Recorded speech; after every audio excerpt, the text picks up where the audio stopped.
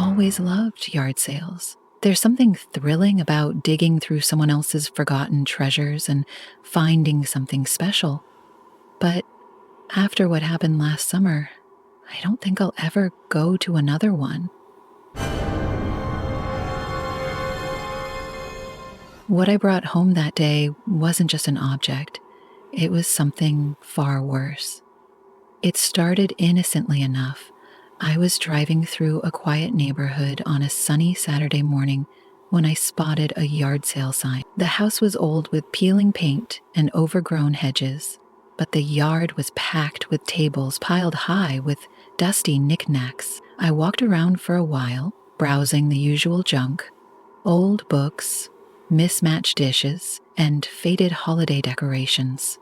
Then I saw it. A small wooden box, sitting on its own at the edge of the table. It was beautifully carved, with intricate patterns that seemed to shift when the light hit them just right. I picked it up and felt a strange chill run through me. The box was cold to the touch, even in the summer heat. "How much for this?" I asked the elderly woman running the sale. Her smile faltered for a moment before she said, $5. It felt like a steal for something so unique. As I handed her the money, she hesitated. "Be careful with that," she said quietly. "It has a history." I laughed it off, assuming she was just trying to add some intrigue to the sale. When I got home, I placed the box on my coffee table and examined it more closely. It had no hinges or seams that I could see, but I felt sure it could open somehow. After a few minutes of fiddling with it, I found a small groove on the underside. When I pressed it, the box popped open. Inside was a single item, a tarnished silver key. I held it up to the light, marveling at its intricate design, but as I turned it in my hand, I noticed something strange. The air around me felt heavier, colder. A faint whisper seemed to echo through the room, but I couldn't make out the words. I shook my head, trying to dismiss the unease creeping up my spine. It was just a key, just a box. There was no reason to feel so unsettled. But that night, I realized how wrong I was. I woke up around 3 a.m.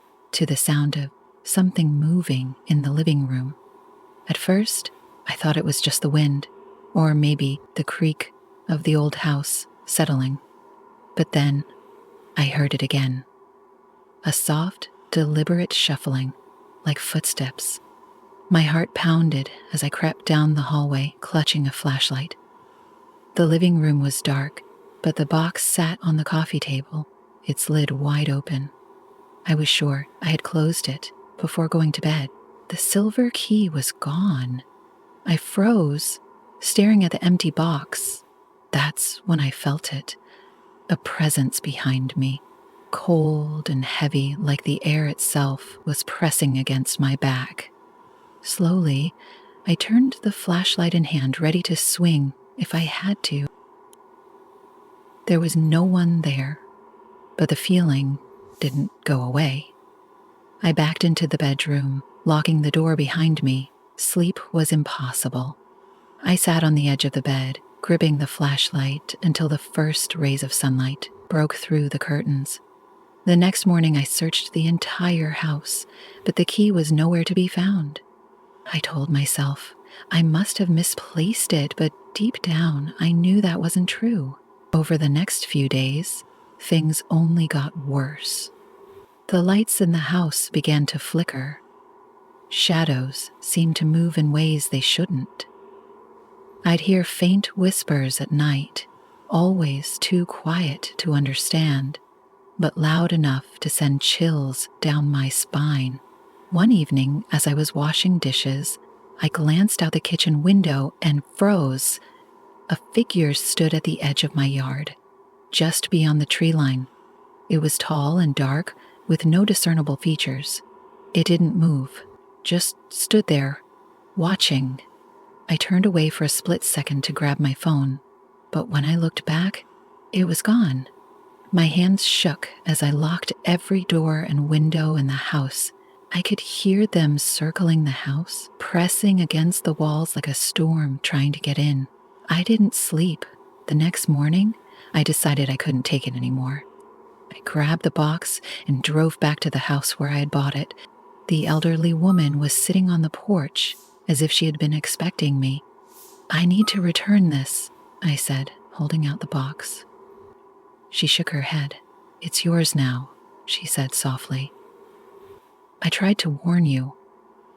I begged her to take it back, but she refused. She only said, "If you want peace, you'll have to find where the key belongs." The word sent a chill through me, but I had no idea what they meant.